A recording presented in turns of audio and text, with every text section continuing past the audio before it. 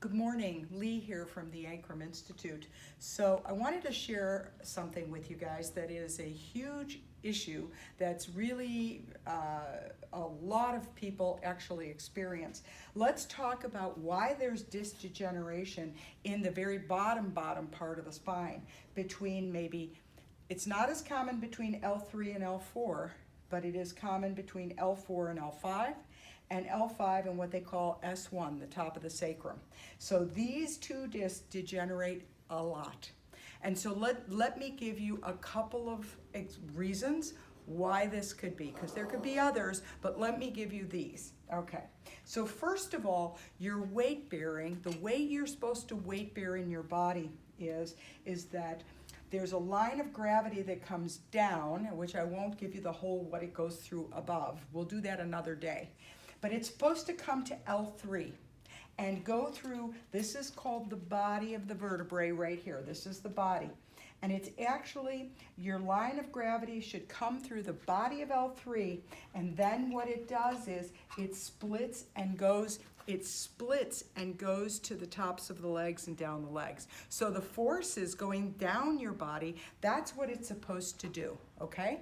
So if I have, for some reason, my lines of gravity, the central line of gravity is not working correctly, I will weight bear lower, and I'll weight bear on L4, L5, L5S1, and therefore I'm going to be compressing the discs, and after a long period of time, what will happen is the discs will wear. Okay, so this whole idea that you're getting degeneration, like when you're diagnosed with degeneration, it's like, oh, I have degeneration, but like, why? And so don't you want to help get corrected what's creating the degeneration and stop that process, okay? We can't reverse it. Once you have your amount of degeneration, you can't reverse it, okay? So let's talk about, I'll give you a couple of examples of why your lines of gravity would be off, okay?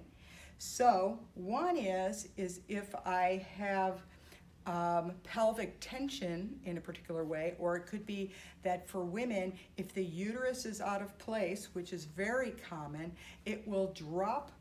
If the uterus is out of place, it will drop my lines of gravity lower into the pelvis. So then what happens is I'm weight bearing on those lower vertebrae. Bad, bad, bad. The other thing that can happen is that my small intestine's attached to the front of my lumbar, some of my lumbars. And if I have lots of inflammation, lots of bloating, then it'll pull my lumbars out a lot. The intestines will pull this forward, and once again, I weight bear into the lower part. Another big one is whenever I'm in a class or a gathering or anything and I ask how many people have fallen on their tailbone, I'd say that the numbers are fewer of people who haven't than who have, because almost everybody has. And what happens is when you fall on your tailbone here on the bottom of your sacrum, it jams the sacrum up, okay? It jams the sacrum up, and there's an initial compression between these vertebrae that's going to make you wear on those vertebrae, okay? Last but not least, if I haven't overwhelmed you already, let me give you one more reason why you're going to wear these out. These here between my hip bone and my sacrum, this is my SI or sacroiliac joint.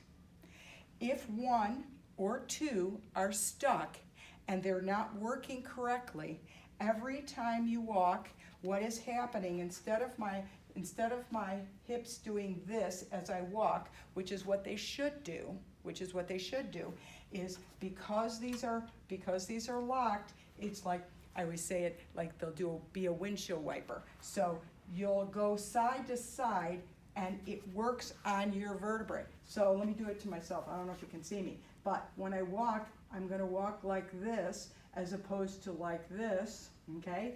And what that does is wears away your discs.